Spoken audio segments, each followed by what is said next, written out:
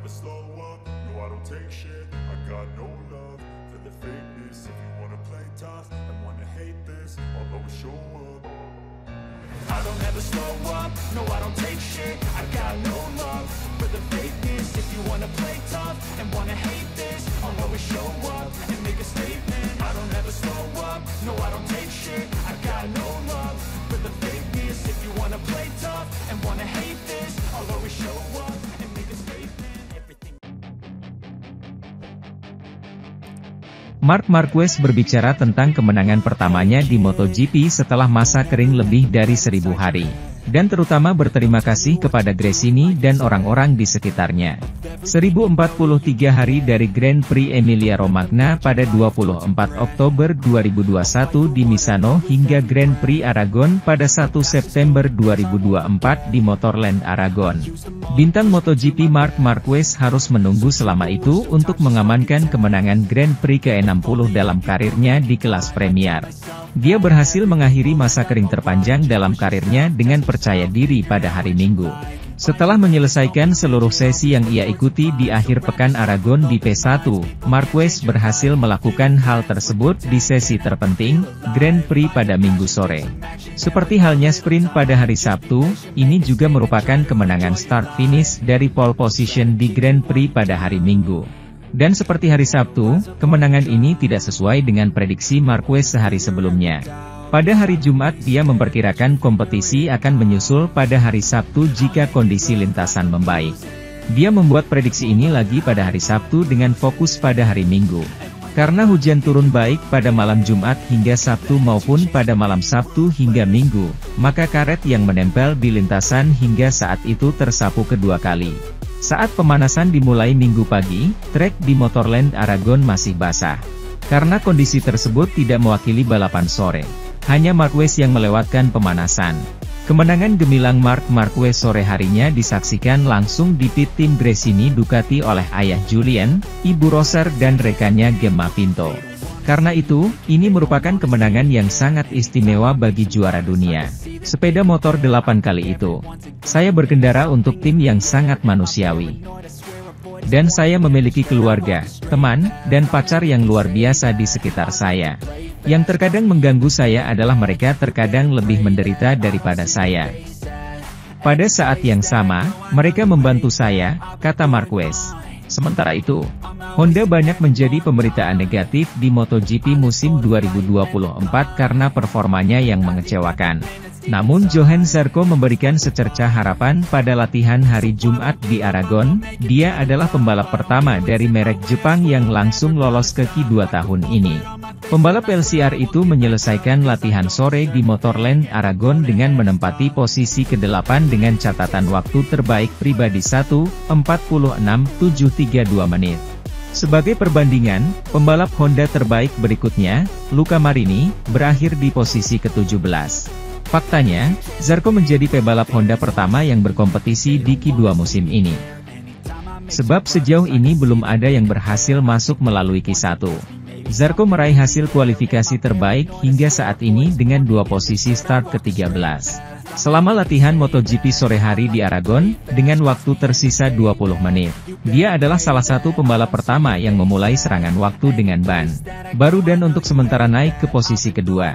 Namun persaingan menyusul tak lama kemudian, sehingga Zarco lolos dalam klasifikasi. Marc Marquez merayakan kemenangannya di MotoGP Aragon dengan penuh gaya. Lihat bagaimana pengalamannya setelah 1043 hari sejak kemenangannya di Misano 2021. Dan Marc Marquez mencapai hari yang telah lama ditunggu-tunggunya. Juara dunia 8 kali itu belum merasakan madu kemenangan di MotoGP sejak 2021 di Misano. Lebih dari 1000 hari yang bertujuan untuk berakhir akhir pekan ini di Grand Prix Aragon, berdasarkan level yang ditunjukkan selama semua sesi. Dominasinya yang mengesankan dalam latihan bebas mengukuhkannya sebagai favorit untuk meraih pole dan untuk balapan. Kemenangan pertamanya dalam sprint menunjukkan bahwa, kecuali ada kejutan besar, hari Minggu ini 1043 hari itu akan berakhir tanpa mencapai podium teratas ketika poin terbanyak dibagikan. Dan tanggal 1 September ini akan terpatri di memori setiap penggemar 93, dengan beberapa gambar ikonik yang bisa Anda lihat di galeri berikut.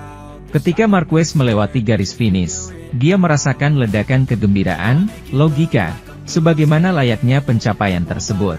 Pria dari Cervera membalas, dia melepaskan beban kemenangannya lagi, untuk mengambil bendera Spanyol dan mulai merayakannya bersama timnya selama putaran kehormatan, yang telah menyiapkan perayaan.